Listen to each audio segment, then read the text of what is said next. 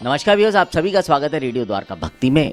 लड्डू गोपाल हमारे घर परिवार के हिस्से हैं। बहुत सारे लोग उनको अपने साथ घर में रखते हैं और उनको रखने के नियम हैं, लोग अपनी अपनी समझ के हिसाब से करते हैं। आज मेरे साथ प्रशांत मुकुंद प्रभु हैं। प्रभु जी से आज मैं एक विशेष सवाल लेना चाहूँगा। प्रभु जी, बहुत बार जो है लड्डू गोपाल को लेकर जब लोग परिवार बाहर जाता है तो अपने साथ उनको लेकर जाते हैं। तो अब ये जानना चाहता हूँ मैं कि जब वो लेके जाते हैं तो उनको कहाँ पे किस तरह की जगह में रखना चाहिए, क्योंकि आप अपने घर में तो पवित्रता मेंटेन कर सकते हैं, पर क्या बाहर जहाँ जा रहे हैं वहाँ पे रखना चाहिए या लेके जाना है तो उनमें किन बातों का ध्यान रखना चाहिए? तो कोई भी भगवान के विग्रह हो, लड्डू गोपाल विशेषकर लोगों के घरों में होते हैं। तो एक तो अगर आप एक दिन के लिए जा रहे हैं, ऐसे एक रात नहीं रहेंगे आप, तो आप उनको शयन करा करके घर पे भोग लगा के खिला के शयन करके आरती करके जा सकते हैं। और अगर आप 7, 8, 10 दिन के लिए जा रहे हैं और आप अपने साथ भगवान को ले जा नहीं सकते हैं, तो किसी भक्त के घर पर आपको उनको सेवा के लिए दे जाना चाहिए कि भाई हम 10 दिन के जा रहे थे। बच्चे को मम्मी पापा कहते भाई ट्यूशन वाली मैडम के घर छोड़ गए थे, 5 दिन के लिए बाहर शादी में गए थे, उसके एग्ज़ाम थे, तो लड्डू गोपाल जी को या अपने राधा कृष्ण को, जो भी आपके विग्रह, उनको किसी भक्त को सेवायत दे जाना चाहिए। अब सेवा के लिए देना नहीं चाहते हैं, लगता है कि नहीं हम अपने भगवान को भोग लगा के खाएंगे, कैसे जुदा हो, हमारा प्रेम है, तो लोग टोकरियों में लेकर के घूमते हैं।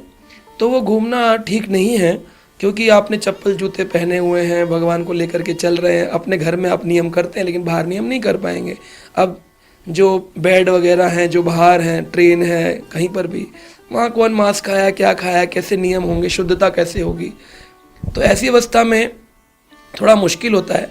तो खुली टोकरी में ना ले जाएं, बंद टोकरी में ले जा सकते हैं, जहाँ पर भगवान को उस वातावरण का तो उसमें भी शयन करा करके टोकरी में ले जाएं। और जिधर रूम में रुकें वहाँ रूम में झाड़ू लगाकर, क्लीनिंग करके, कपड़ा बिछा के, ठाकुर जी की स्थापना करके, भोग लगा के, आरती करके कमरे में छोड़ दें। लिए ना डोलें कि ऑटो में भी लेके घूम रहे हैं, रिक्शे में भी लेके घूम रहे हैं। और ठाकुर जी के दर्शन कराने ले जाते, कह रहे लो कृष्ण, लो अपने दर्शन करो।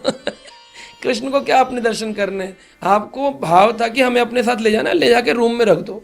उसको लिए घूमना, ये ठाकुर जी के प्रति अपराध है। और ये केवल मैं नहीं कह रहा हूँ, सारे वैष्णव समाज इस बात का विरोध करता है। पता नहीं लोग कैसे भावुकता में भजन करते हैं कि वो टोकरियों में लेके, वृंदावन के साधु भी इस बात को पसंद नहीं करते हैं, क्योंकि जो समझता है कि श्री कृष्ण विग्रह में भगवान ही है, वो फिर ऐसे लेकर नहीं घूमता है। अगर घूमा जाता है तो चप्पलें नहीं होनी चाहिए और कीर्तन होना चाहिए, लगना चाहिए ठाकुर जी निकल रहे हैं, इधर कचौड़ी खा रहे हैं, इधर ठाकुर जी टेबल पे रखे हुए हैं। ये नियम भंग है। आप नियम पालन कर सकते हैं तो साधु लोग निकलते हैं, यात्रा लेके निकलेंगे, चप्पल नहीं होगी, कीर्तन होगा पीछे। हम लोग भी रथ यात्रा, शोभा यात्रा में निकालते हैं भगवान को, लेकिन वो विशेष यात्रा है।